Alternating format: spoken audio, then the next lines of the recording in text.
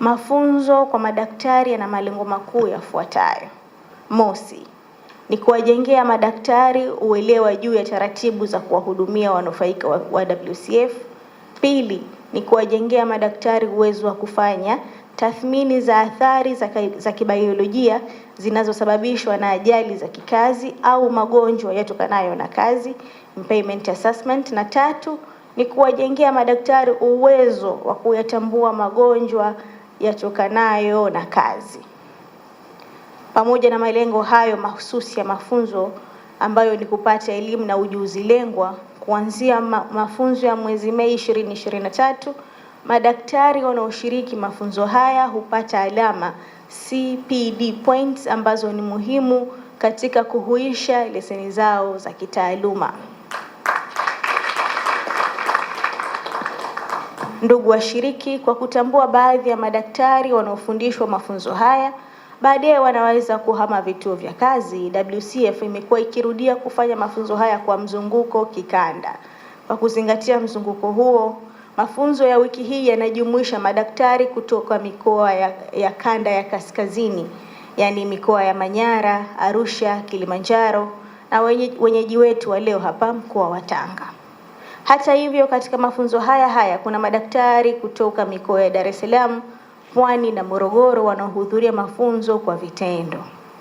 Ni matarajio ya mfuko na serikali kwa ujumla kuwa baada ya mafunzo haya mtakuwa nguzo muhimu katika kuwahudumia kwa ufanisi wahanga wa ajali zinazotokana na kazi pamoja na magonjwa yanayotokana na kazi.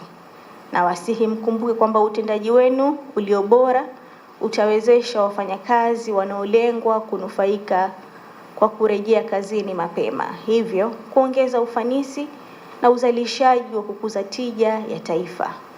Kufanyiwa tathmini za ulemavu kwa wakati wowote na hatimaye WCF kuwalipa fidia stahiki kwa wakati wanaostahili. Nitoe rai kwenu kufuatilia kwa makini mada zitakazowasilishwa, kwani zitasaidia kuwaongezea uelewa kuhisi umuhimu wa mfuko wa fidia kwa wafanyakazi WCF, taratibu za kuhudumia wanufaika wake, namna ya kutambua magonjwa yanayotokana na kazi na namna za kufanya tathmini ya athari za kibiolojia. Niwaombe sana mtumie elimu mtakayoipata hapa kuhakikisha wafanyakazi wa nchi hii wanapewa huduma zinazostahili na kulipwa fidia stahiki na kwa wakati. Rasmi mfuko huu ulioko chini ya ofisi yako ulianza kazi yake mwaka 2015 kwa kukusanya michango, lakini ilipofika mwaka 2016 Julai 1 ulianza kutoa fidia. Na ili fidia zitolewe, basi huduma ya madaktari kama hawa ni muhimu sana. Mheshimiwa mgeni rasmi, madhumuni ya kujengeana uwezo ili madaktari hawa waendelee kuwa mabalozi WCF katika utendaji kazi wao, maana sisi na uchanga wetu hata kama tuna miaka 10 hatujaweza kufika kila mahali.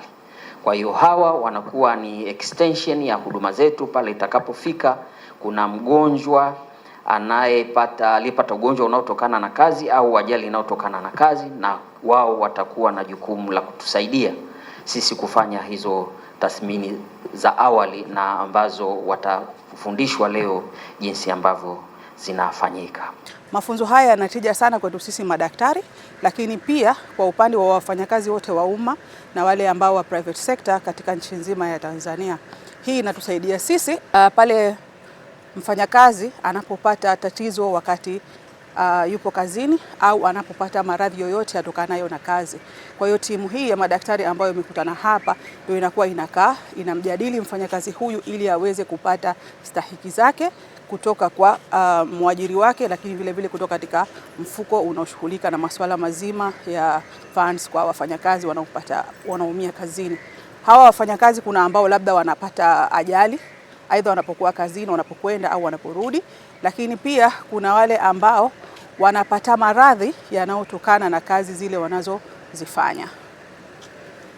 Umuhimu wa mfuko wa fidia kwa wafanyakazi au kwa Kiingereza WCF unawawezesha au kuwasaidia wafanyakazi kupata stahiki zao na kujiendeleza kiuchumi wakati ule watakapokuwa wamepata matatizo yatokanayo na ajali au ugonjwa pindi wanapokuwa katika maeneo yao ya kazi. Kwanza ni uelewa.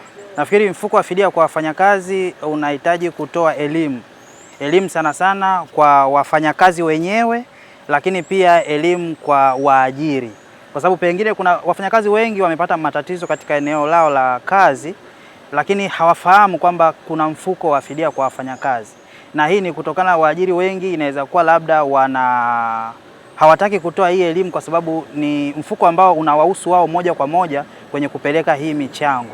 Kwa hiyo nafikiri mfuko huu unatakiwa sasa kufika katika taasisi binafsi na taasisi za serikali au za umma ili kuweza kutoa elimu moja kwa moja kwa wafanyakazi, lakini pia kutoa elimu kwa waajiri kuhusu faida na hasara za mfuko huu wa fidia kwa wafanyakazi.